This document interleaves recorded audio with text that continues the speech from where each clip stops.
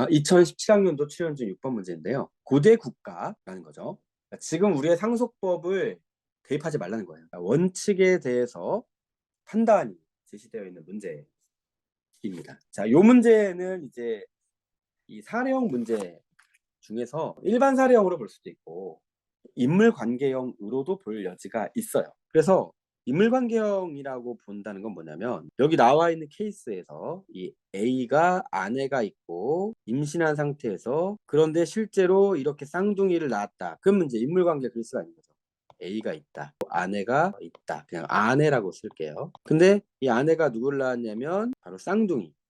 그래서 자, 이렇게 써볼게요. 남자애와 여자애를 낳았다라는 거죠. 근데 이게 뭔 문제지? 하고 봤더니 유언을 이렇게 한 거예요. 태아와 아내만을 상속인으로 지정하고 아들이 태어나면 3분의 2 나머지는 아내, 딸이 태어나면 3분의 1 나머지는 아내 이렇게 했는데 이 말을 잘 보면 쌍둥이를 염두에 안 뒀다는 걸 알 수 있죠. 염두에 두지 않았어요. 그러니까 이 상속이 유언이 안 된다는 얘기예요. 자, 이쯤에서 일로 올라가야 되겠죠.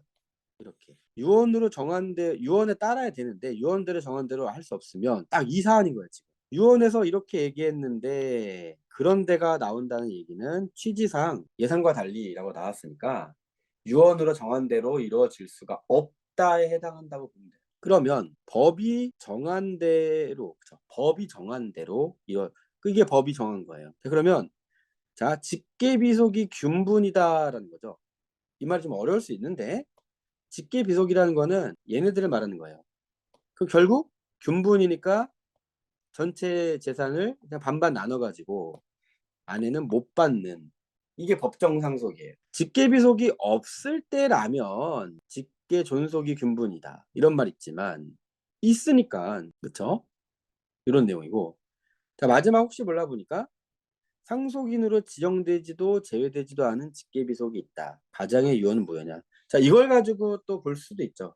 즉, 맨 처음에 나왔던 유언으로 정한 대로 이루어질 수 없다. 여기에 꽂힐 수도 있고, 아니면 지정도 제외도 안 된 애가 있다. 이 쌍둥이가 그런 경우라고 볼 수 있으니까 이러나 저러나 무효가 되고 결국 법정 상속으로 가는 거죠. 그 정도만 말씀을 드려보고 자 그러면 아들과 딸은 2분의 1씩 받고 아내는 받을 수 없다.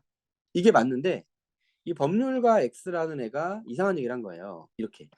아니죠. 위의 내용을 봤을 때 이렇게 말하면 안 되잖아요. 그래서 기억이 맞다. 이렇게 판단, 다시요. 잠시만요. 네. 그러니까 이 말이 무슨 말이냐? 자, 아들과 딸은 2분의 1씩 상속을 받아야 한다. 그리고 아내는 상속을 받을 수 없다. 라고 판단해야 했느냐?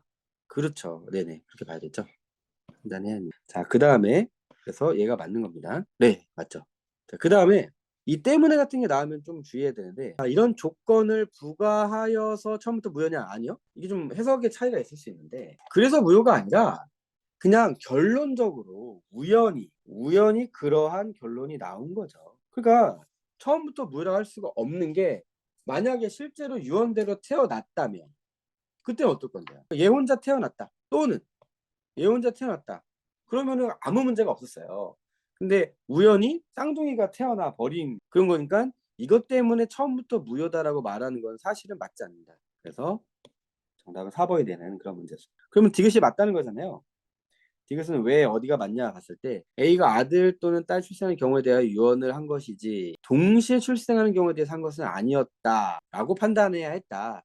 즉 기억과 디귿처럼 판단해야 했는데 지금 제가 초록색으로 표시한 것처럼 판단을 해서 이 법률가 X가 완전 잘못된 판단을 했다는 것을 보여주는 대목이었다 이렇게 볼 수가 있습니다. 정답은 4번. 정답률이 몇 프로냐 했을 때 정답률이 50%입니다. 네. 정답이 어느 정도 낮은 편이라고 볼 수 있을까요? 네, 여기까지 말씀드리겠습니다.